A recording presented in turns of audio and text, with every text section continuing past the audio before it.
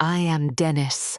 Most people look at my family and see a vast empire, a golden throne built on decades of hard work and sacrifice. But they do not know that the one who wanted to destroy it most was my own flesh and blood, lurking behind a perfect mask. Mark, my golden son, thought he had cleaned up the scene of my accident perfectly, leaving no digital trace and no witnesses behind his crime. He believed he was the master of this game, waiting to claim the throne he tried to steal through blood and cold-hearted betrayal of family. But he never suspected that a simple, forgotten toy would be the one to speak the hidden truth and pull the ground from beneath him. Today, we are not just reading a will. Today, a dark soul is being stripped bare for the world to see the rot hidden within it. He was always the son I was most proud of, but greed is a virus that consumes the heart until nothing but darkness and ambition remain. When I spoke about sharing the corporation's power among all his siblings, I saw his soul shatter into 1,000,000 pieces of pure, unfiltered resentment. He didn't want to share. He wanted the whole world. He wanted the crown, even if it meant stepping over his own father's lifeless, broken body. He cut the brake lines of my car, hoping I would disappear forever into the abyss before I could sign the final papers for my children. In that hospital room, while I lay there fighting for every breath, he leaned in and whispered words that no father should ever have to hear. He laughed and told me to rest under the ground because I was too old for this world. He thought I couldn't hear his ultimate betrayal. Mark was too smart to leave digital footprints, but he was too arrogant to notice the innocent presence of a 5-year-old child and his toy. The teddy bear was the last gift I bought for my grandson. It was a simple toy with a built-in recorder meant for capturing happy memories.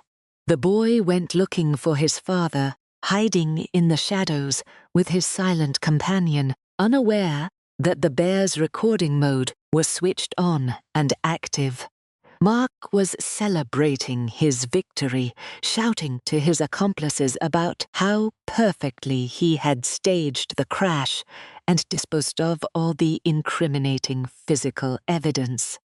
Every word of his confession, every detail of his plan to kill me, was being captured by the very thing he considered a worthless piece of cloth. He believed he was invincible, that his brilliance had outsmarted everyone, but he had forgotten that the truth often hides in the most innocent places. When Mark left, I gathered the bear from my grandson. I knew then that justice was finally within my reach, hidden inside the heart of a child. The day of the will reading arrived. Mark walked in like a king, ready to be crowned, his face filled with an insufferable sense of triumph. He was ready to sign his name and take everything I had built over 40 years, thinking the old man was finally out of the way.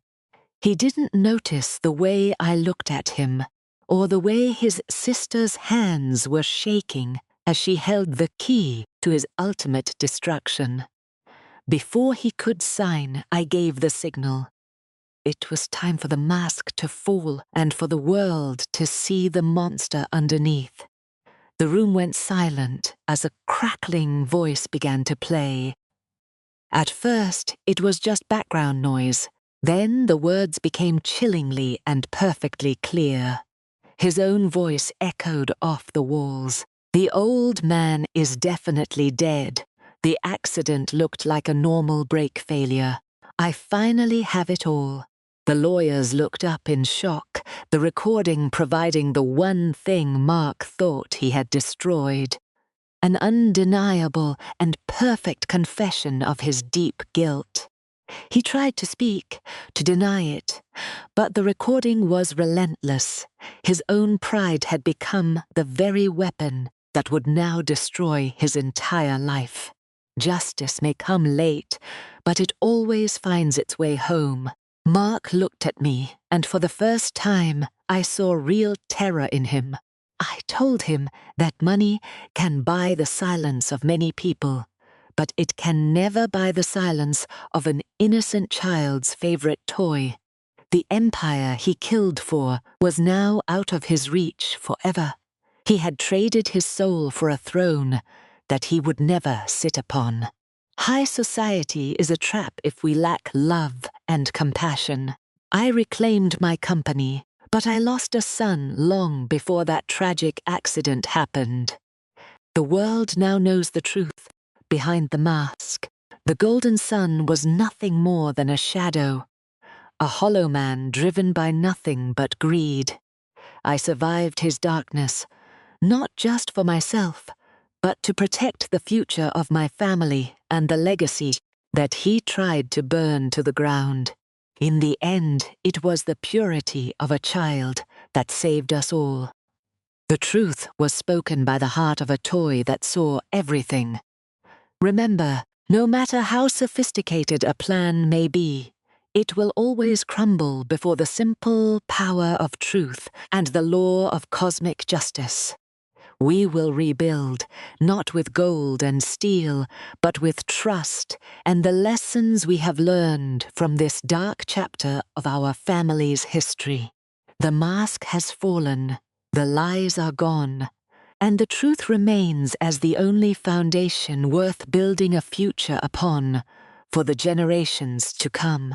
I am Dennis, and this was the end of the High Society Mask. May your own heart always be guided by the light of truth.